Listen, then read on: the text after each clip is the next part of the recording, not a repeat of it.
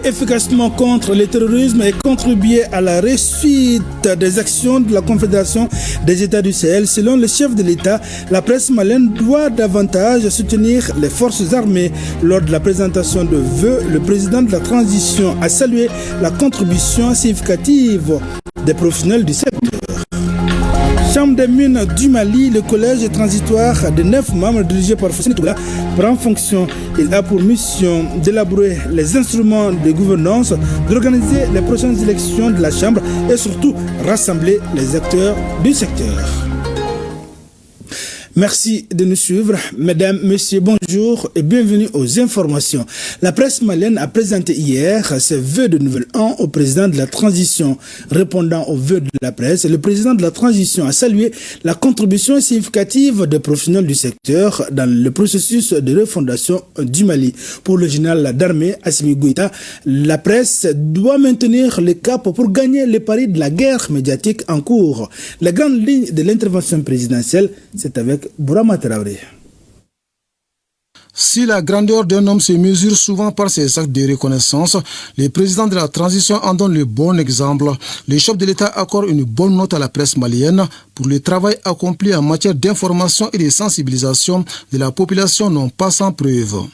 La campagne référendaire pour l'adoption de la nouvelle constitution en juillet 2023 aura été révélatrice à bien des égards de votre engagement constant. Qu'il s'agisse de réguler l'activité médiatique par le rappel des principes intangibles de l'information et de la communication ou de veiller à l'accès équitable aux médias d'État ou encore d'informer sainement la population sur les enjeux de la nouvelle Constitution.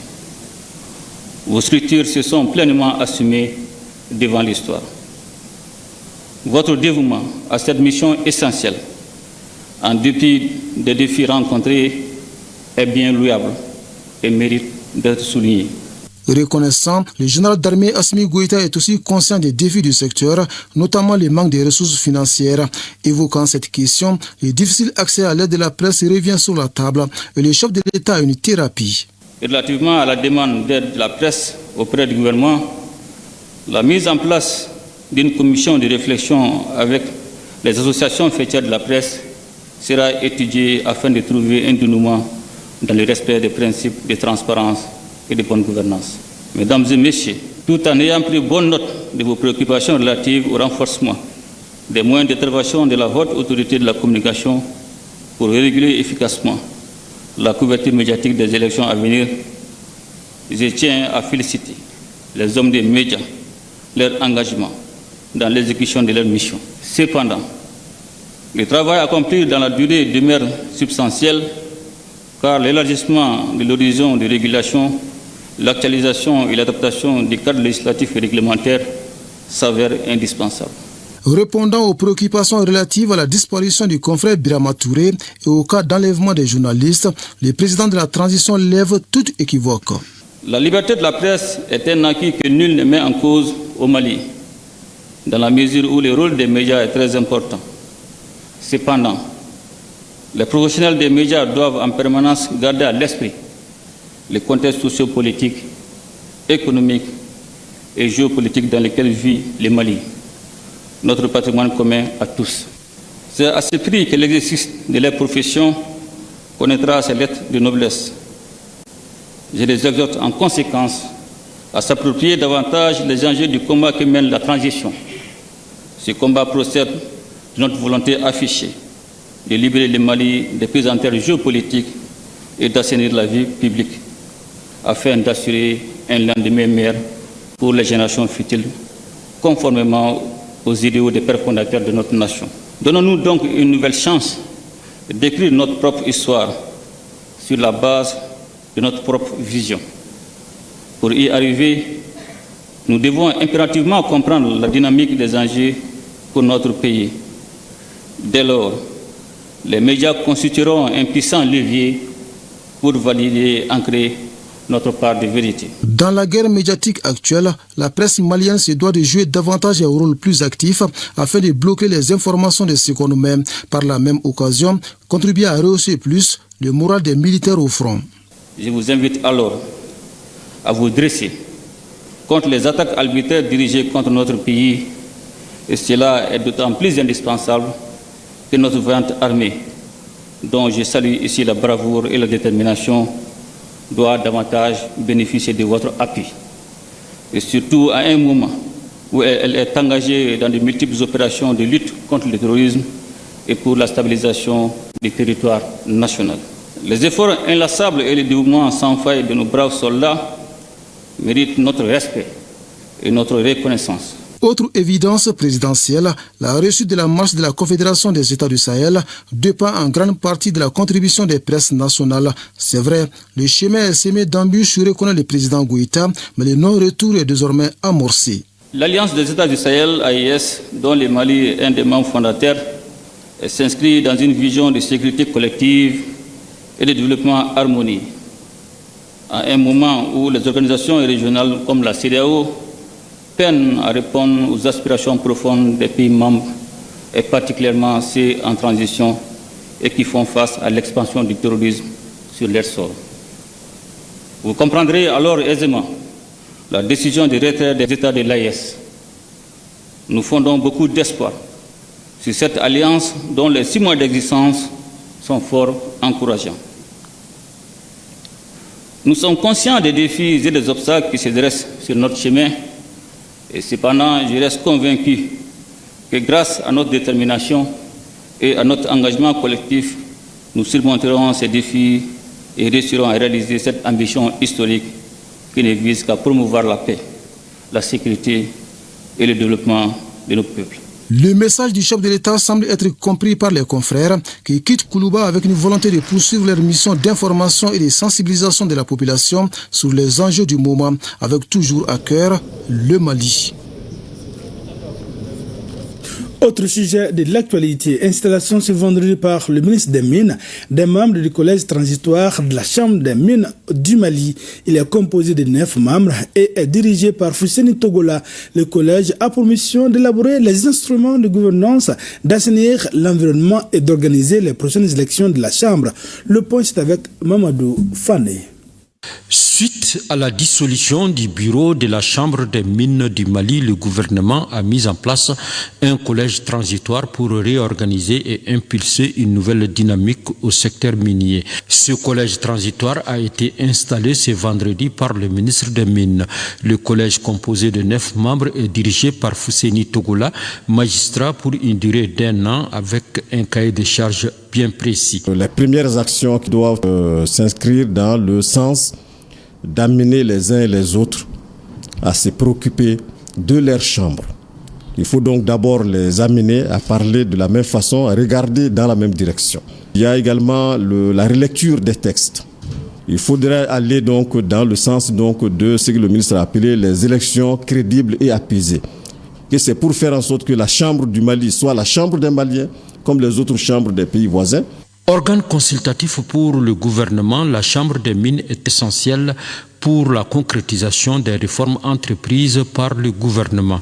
La mise en place d'un collège transitoire à la Chambre des mines procède de la volonté du président de la transition chef de l'État, le général d'armée Assimi Goïta, à mettre en place et réformer l'ensemble des dispositifs institutionnels régissant le secteur minier afin de redonner à ces secteurs tous les moyens lui permettant de répondre aux aspirations et aux attentes du peuple malien. Le ministre des Mines, professeur Amadou Keïta, invite les membres du collège à avoir une démarche proactive d'écoute de toutes les sensibilités afin de rapprocher les positions vers de bonnes pratiques dans la gouvernance des instances consulaires de la Chambre des Mines.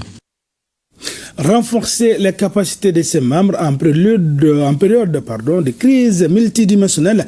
Tel est l'objectif d'une session de formation en santé. Elle est organisée par le Syndicat national de la santé, de l'action sociale et de la promotion de la famille. La formation qui prend fin aujourd'hui se déroule à l'Institut national de la santé publique. Madame Koulibaly. Syndicalisme dans le milieu socio-sanitaire en période de crise multidimensionnelle, c'est le thème de cet atelier de formation des membres du bureau du syndicat de la santé, de l'action sociale et de la promotion de la famille. Il s'agit là d'outiller les membres sur les défis, les enjeux et les perspectives du syndicalisme en période de crise en Afrique en général et au Mali en particulier. C'est de former et mettre à niveau vraiment les tout nouveaux sénégalistes qui sont venus pour aider les travailleurs vraiment dans la quête de leurs revendications, afin qu'il y ait une stabilité sociale. Il faut avoir les notions, il faut avoir vraiment un certain niveau de connaissance et pour mieux défendre vraiment ces syndiqués. Ça s'inscrit aussi dans le pacte de stabilité et de croissance. Cette formation intervient dans le cadre de la mise en œuvre d'une des recommandations fortes du secrétaire général de l'UNTM lors du dernier congrès en date du 26-27 avril 2024, où la formation des membres du comité syndical a été inscrite au cœur du mandat de l'Union nationale des travailleurs du Mali. Un syndicaliste qui n'est pas formé est un danger pour son pays, est un danger pour lui-même, est un danger pour les travailleurs, est un danger pour son pays. C'est pour cela que nous avons dit qu'il faut qu'on se forme. Ce renforcement de capacité des membres du bureau du syndicat de la santé et de l'action sociale s'accentuera autour des sous-thèmes pertinents comme le pacte de stabilité qui est un tournant décisif en période de crise multidimensionnelle.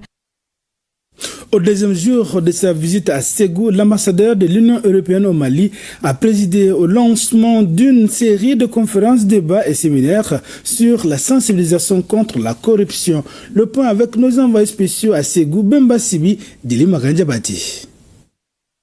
La corruption est un phénomène qui renforce les inégalités sociales et affaiblit l'État. Face à ce drame, le Mali a élaboré plusieurs outils et s'est doté d'institutions solides pour juguler le problème, comme le bureau du vérificateur général, l'Office central de lutte contre l'enrichissement illicite ou encore le pôle économique, entre autres. Des structures qui ont un seul objectif, la promotion d'une gestion saine et transparente des ressources publiques. Malgré l'existence de ces instruments de contrôle, force est de reconnaître que notre pays enregistre chaque année à travers différentes vérifications financières des pertes colossales, portant atteinte aux ambitions de développement harmonieux souhaitées par les plus hautes autorités. Cette série de conférences entre dans le cadre du projet de lutte contre la corruption et pour la bonne gestion des finances publiques PROLAC GFP, un projet porté par la Fondation Friedrich Ebers Stiftung sur financement de l'Union européenne.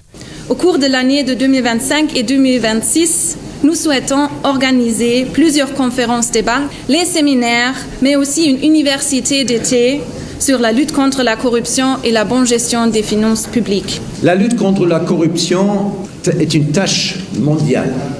C'est un défi pour tous les pays, pour tout le gouvernement, pour toutes les sociétés civiles. C'est un engagement continu. Pour ce premier séminaire sur la lutte contre la corruption, 2 sujets étaient abordés. Les enjeux, défis et opportunités de l'agence de recouvrement et de gestion des avoirs saisis ou confisqués et les enjeux de transparence et d'efficacité de la modernisation de la gestion budgétaire au Mali.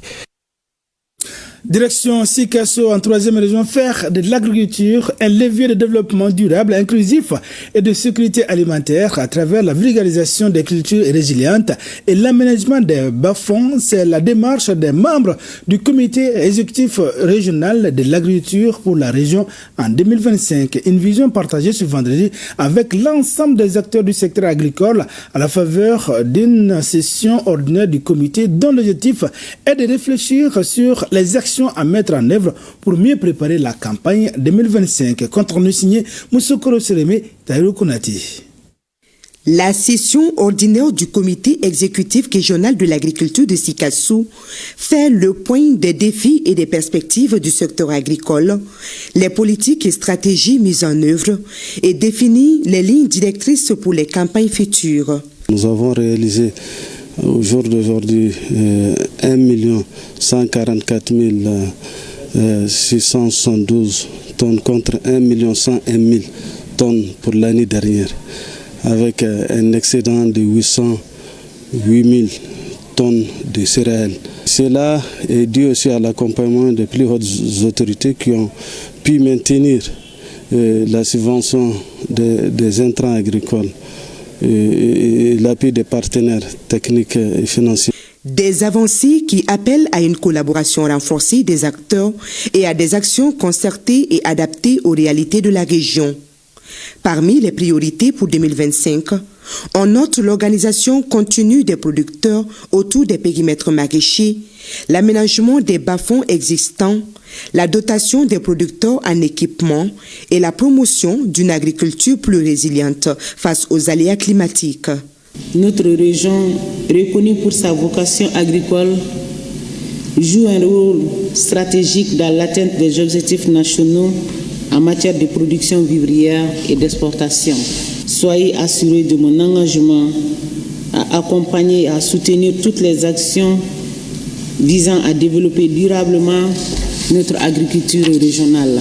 S'agissant de la campagne agricole 2025, elle prévoit une production céréalière de plus d'1 500 000 tonnes sur une superficie de 661 562 hectares.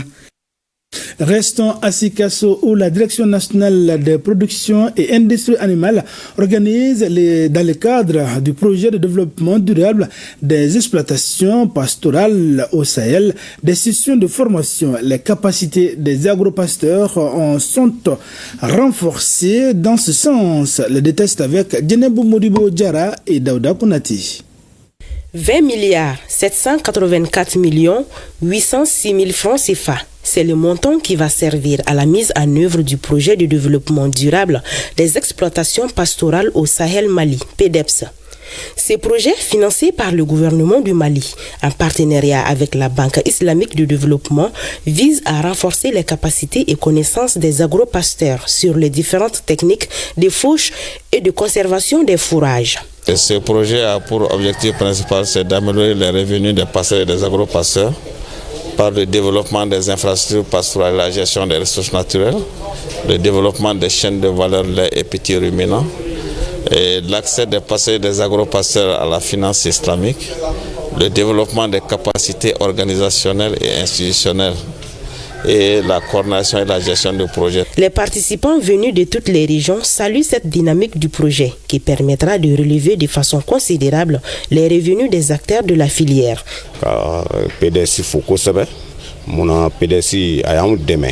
Le PDEPS mérite notre gratitude car ce projet nous a beaucoup aidés, non seulement avec des matériels de travail, mais aussi avec cette formation qui nous permettra d'acquérir plus de connaissances sur les techniques de fourrage afin de limiter nos dépenses. Il faut préciser que le projet de développement durable des exploitations pastorales au Sahel Mali, PDEPS, couvre les régions de Kaya, Sikasso, Koulikoro, Ségou et Mopti. Autre session de formation, cette fois-ci à Nioro du Sahel.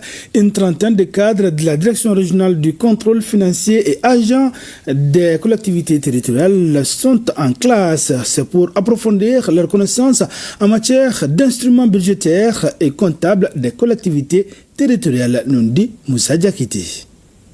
Cette session de formation organisée par la Direction régionale du contrôle financier du Nioro sur le financement du projet de déploiement des ressources de l'État pour l'amélioration des services PEDRIAS a pour objectif de renforcer les compétences des participants sur les instruments budgétaires et comptables des collectivités territoriales, leur permettant de jouer efficacement leurs rôles et responsabilités. L'application des textes a toujours des méconnaissances. Nous souhaitons que les agents des collectivités partenaires de PEDRAS maîtrisent les outils et les instruments budgétaires comptables, surtout les textes en vigueur, et que tous les agents techniques des différentes collectivités soient au même niveau de compréhension. 5 jours durant, les participants ont traité aussi bien en travaux de groupes qu'en plénière des thèmes comme les procédures d'élaboration des budgets, les contrôles de l'exécution des budgets, la comptabilité matière des collectivités territoriales, les instruments de passation des marchés publics, entre autres. La maîtrise des instruments budgétaires est une priorité. Il faut beaucoup mettre l'accent sur la qualité des ressources humaines. Et cela ne vient que renforcer, je dis encore une fois de plus, les capacités de ces agents à maîtriser l'outil de gestion du budget des collectivités. Et cela nous permet d'aller en avance. Il nous faut des hommes et des femmes pour la mise en application des règles et des principes à la matière. Le centre d'animation pédagogique CAP de Bagneda a organisé une cérémonie cette semaine pour magnifier certains enseignants qui se sont distingués à travers leur engagement et leur contribution pour l'amélioration de la qualité de l'enseignement. Le point de la cérémonie, c'est avec Kassim Diallo. Ces enseignants viennent d'être magnifiés pour leur contribution dans l'amélioration du système éducatif dans le CAP de Bagneda. Et ce sont les premiers responsables de l'éducation de la zone qui leur rendent cet hommage bien mérité. Par vos efforts, vous avez tous honoré l'Académie de Kalabangoro. C'est ainsi que notre Académie, en 2023-2024, s'est classée première nationale, avec une candidate au bac de 17,57 de moyenne. Vous avez eu à travailler pendant des décennies avec engagement et détermination. Vous demeurez alors une source d'inspiration pour la jeune génération. Ce dévouement de ces éducateurs a fait du CAP de Bagneda l'un des plus performants en termes de résultats au Mali. D'où la disponibilité du parrain à accompagner les autorités scolaires. Si quelqu'un accompagne l'enseignement, c'est comme si tu accompagnes une nation. Donc en toute honnêteté, je suis très fier, très animé de la bonne foi, accompagner toujours le monde scolaire. La rencontre a été l'occasion de rappeler le rôle des enseignants dans la construction de l'avenir des enfants. À noter que parmi les enseignants célébrés, 7 ont fait valoir leur droit à la retraite. Ils sont aujourd'hui une source d'inspiration pour la jeune génération. Un reportage signé Kassim Diallo. Mesdames, Messieurs, c'est la fin de ce journal. Merci d'avoir été de notre à demain, Inch'Allah, même heure, même plateau, et pour d'autres informations.